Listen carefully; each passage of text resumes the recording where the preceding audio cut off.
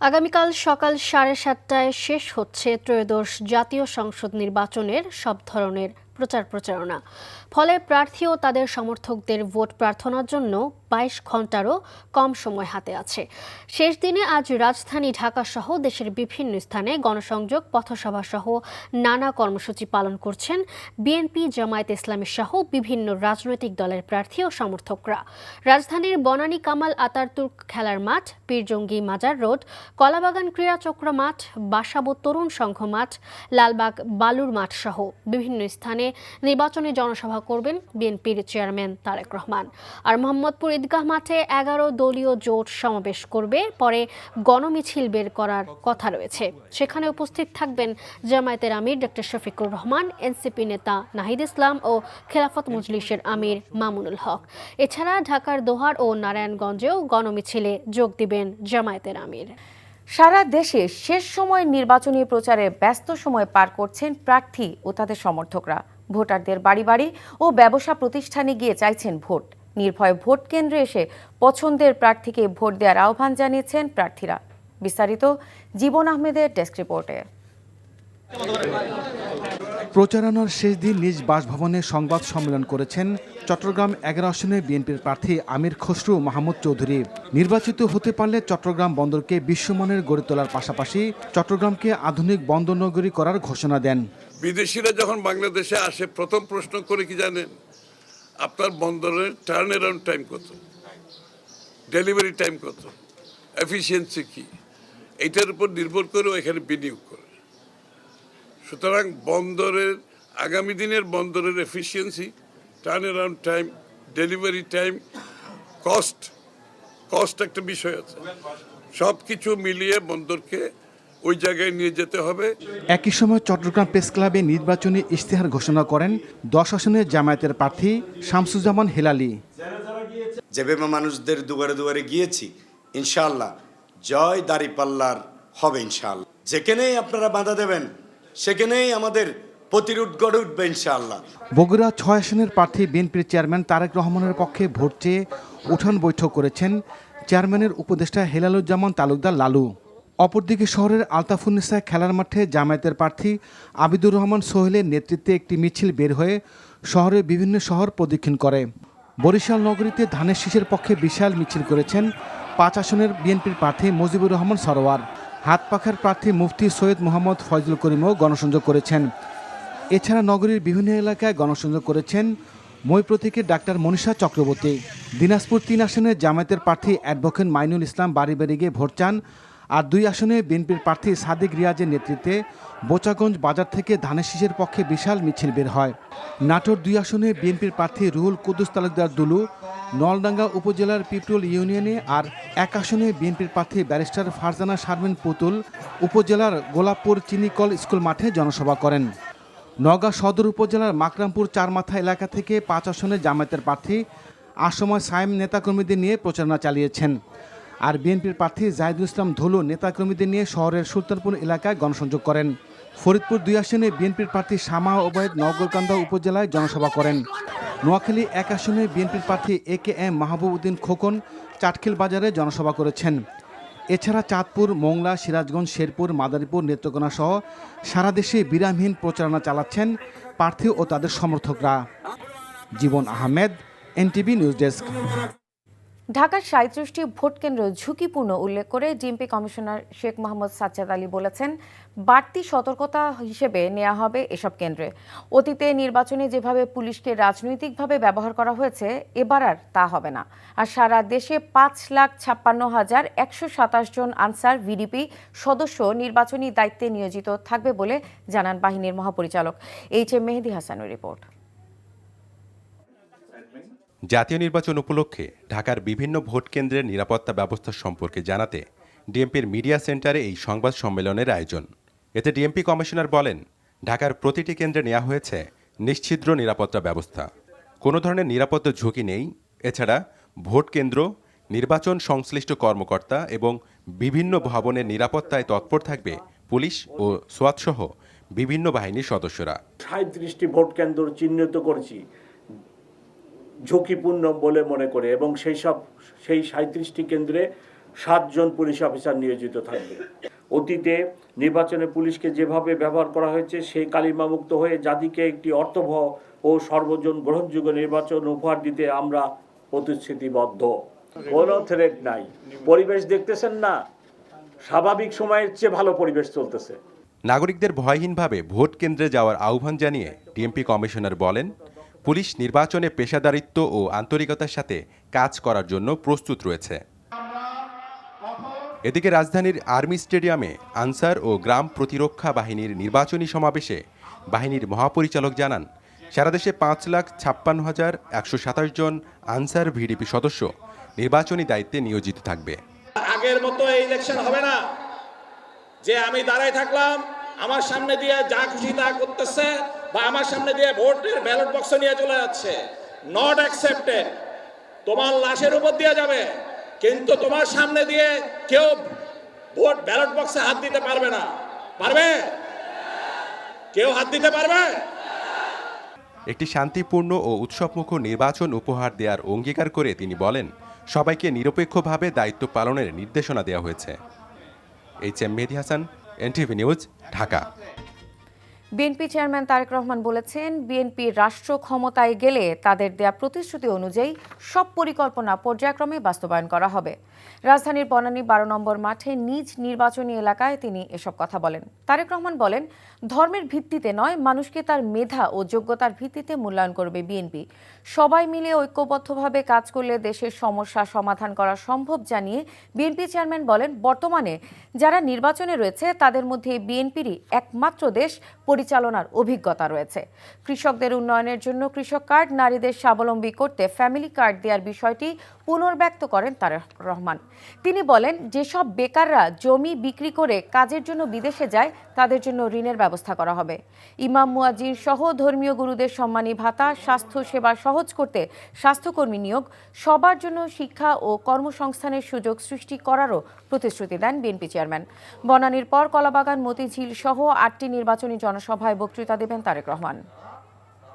আসুন, আমাদেরকে দেশ গঠন করতে হবে, আমাদেরকে দেশের মানুষের ভাগ্য পরিবর্তন করতে হবে, আমাদেরকে দেশকে সামনে এগিয়ে নিয়ে যেতে হবে। এবং যেই কথাটি আমি বলেছি আপনাদের সামনে, বিএনপি একমাত্র রাজনৈতিক দল যা সেই পরিকল্পনা, যা সেই কর্মসূচি, যা সেই অভিজ্ঞতা আছে।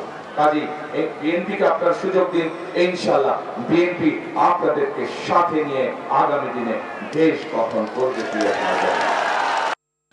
আইনশৃঙ্খলা পরিস্থিতি আর দুর্নীতির সাথে কোনো কম্প্রোমাইজ নয় উল্লেখ করে বিএনপি চেয়ারম্যান তারেক রহমান বলেছেন, অপরাধীর কোনো দল নেই। তিনি বলেন, বিএনপি জনগণের রায়ে ক্ষমতায় গেলে তাদের দেয়া সব পরিকল্পনা পর্যায়ক্রমে বাস্তবায়ন করবে। রাজধানীর বিভিন্ন স্থানে করা নির্বাচনী জনসভায় তিনি এসব কথা বলেন।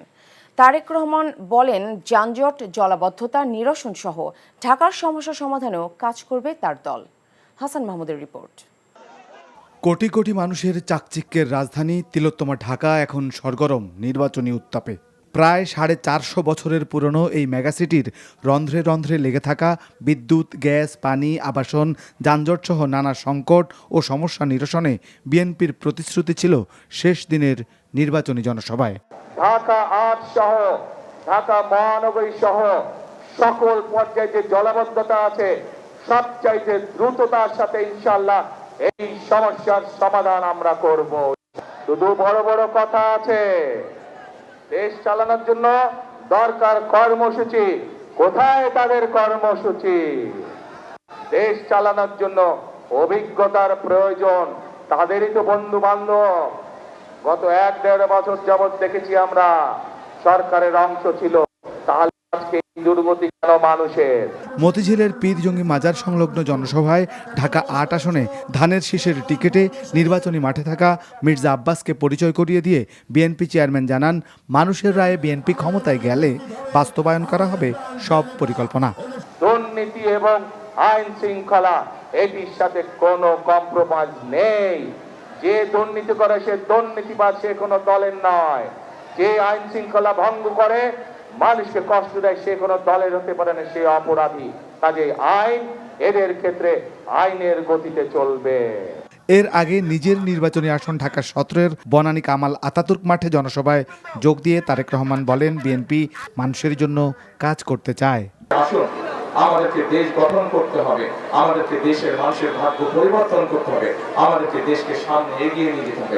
এছাড়া এদিন কলাবাগান ক্রীড়াচক্র মাঠে এবং বাসাবোধ তরুণ সংঘ মাঠে পৃথক জনসভায় ধানের শীষের পক্ষে প্রচারণায় নির্বাচনী জনসভায় তারেক রহমান বলেন, বেকারদের কর্মসংস্থানের পরিকল্পনা বাস্তবায়ন করবে তার দল। যাত্রাবাড়ী শহীদ ফারুক সড়ক, ধূপখোলা মাঠ, জুরাইন শ্যামগঞ্জ সড়ক এবং লালবাগ বালুর মাঠে পৃথক জনসভা করবেন তারেক রহমান। Hasan Mahmud, NTV news, Dhaka. কার ইশারায় এবং কেন নির্বাচন কমিশন অন্ধকার গলিতে হাঁটা শুরু করেছে এমন প্রশ্ন করে জামাতে ইসলামীর আমির ডক্টর শফিকুর রহমান বলেছেন, জুলাইয়ের অপকর্ম যেমন মেনে নেওয়া হয়নি, তেমনি এসব অপকর্ম মেনে নেওয়া হবে না।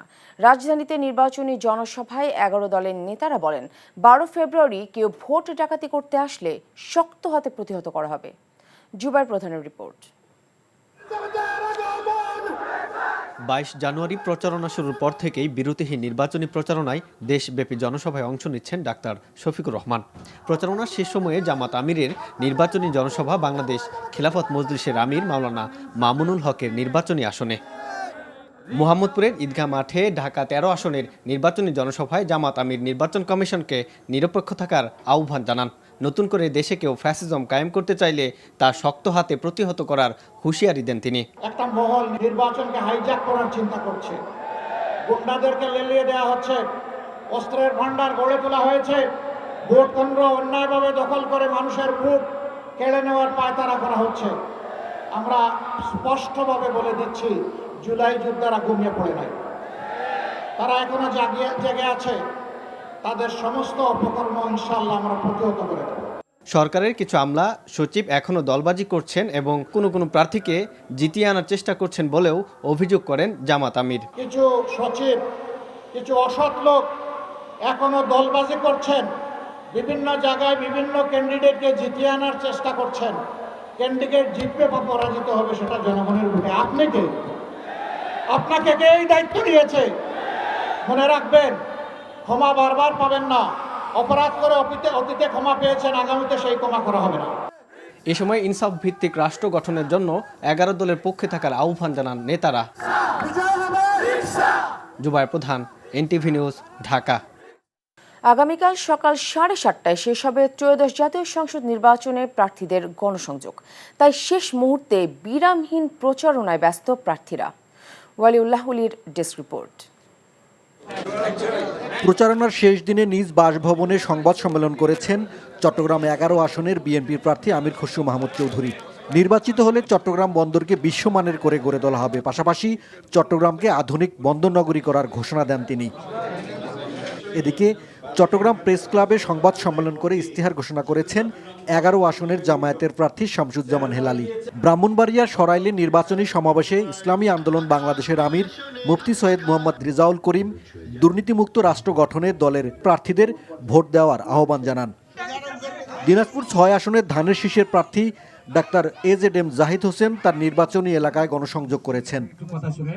স্থানীয় গণমাধ্যম কর্মীদের সাথে মতবিনিময় করেছেন কুড়িগ্রাম 2 আসনের বিএনপি প্রার্থী সোহেল হোসনাইন কায়কোবাদ।